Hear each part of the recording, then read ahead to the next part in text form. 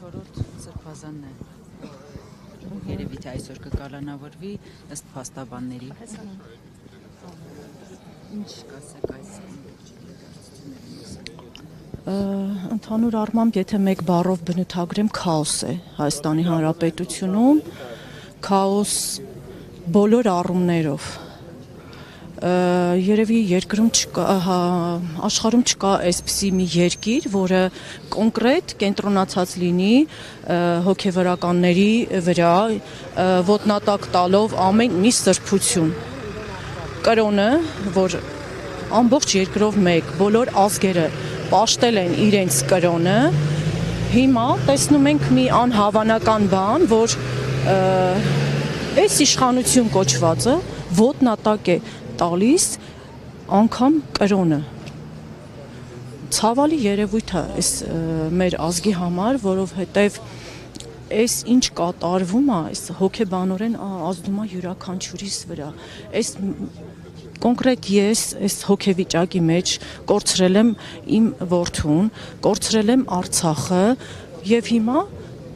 կորցնում ենք մեր քրիստոնեությունը, մեր կրոնը։ Չգիտեմ,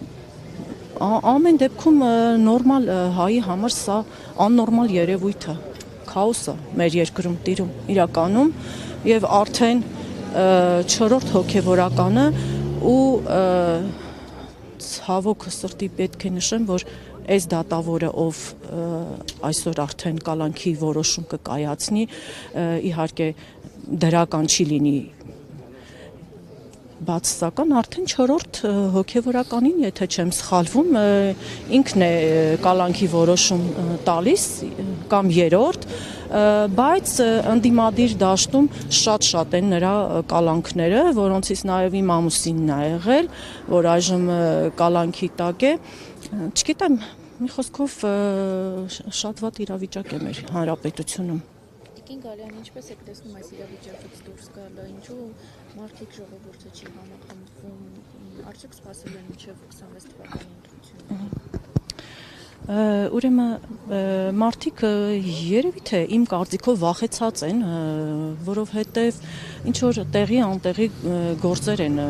կարվում մարդկանց վրա, օրինակ թեկուզ այս գործը շատ անիրատեսական է, անգամ ծիծաղալու, որ դուրս է գալիս, եթե այդպիսի գործ կար, սպասել են 7 տարի եւ 7 տարուց հետո ինչ որ նոր վերաբացել են այդ գործը, մարդիկ վախենում են միգուցե, բայց այլ վախենալու բան չկա, իմ կարծիքով մենք շատ բաներ արդեն կորցրեցինք ու արդեն հարցը մեր Հայաստանի Հանրապետությանն է, վաղը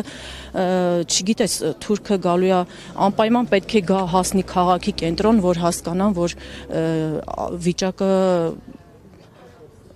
լարված է կամ չգիտեմ արդեն վերջն է, այս ամեն օրհասական վիճակի ենք հասնում, չգիտեմ, ես չեմ կարող հասկանամ, այս իրավիճակում ամենավատ վիճակում մենք ենք գտնվում իրականում, բայց եթե ես կամ իմ նման ծնողները իհարկե պայքարում են, պայքարի մեջ են, հասարակ քաղաքացու համար են, որ ոչինչ չի կորցրել, զավակ չի կորցրել, իմ կարծիքով պետքա պայքարի, որ չկորցնի իր զավակին, չկորցնի իր տունը, չկորցնի իր հայրենիքը, Արցախցին երբեք չի պատկերացրել այս 30 տարվա մեջ, որ կարող է դառնա փախստական, թողի իր բնակավայրը, իր բույնը, իր օրանը գա հասնի Հայաստան եւ տեղ չունենա ապրելու,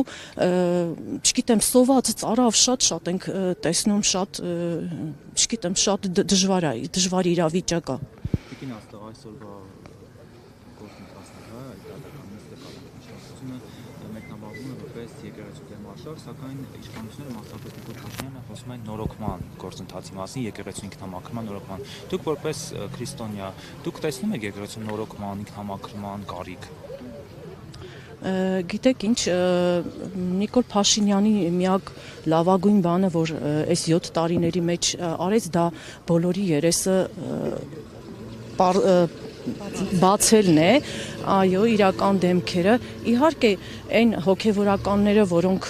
այդ 8 հոգևորականը, որոնք հանդիպեցին եւ այն մի քանիսը, որոնք պատարակ մատուցեցին եւ չնշեցին մեր վեհափառի անունը, իհարկե դրանց նմանները չպետք է լինեն եկեղեցում, բայց ինչ վերաբերվում է, որ իշխանությունը պետք է խառնվի եկեղեցական հարցերին, սխալ է կամ վեհափառը զավակ ունի կամ չունի, իմ կարծիքով վերջերս մեր ծնողներից Ալիսը ճիշտ բան ասեց, ես էլ վաղուց այդ մտքին եմ, որ ավելի լավ է մարդ սերունդ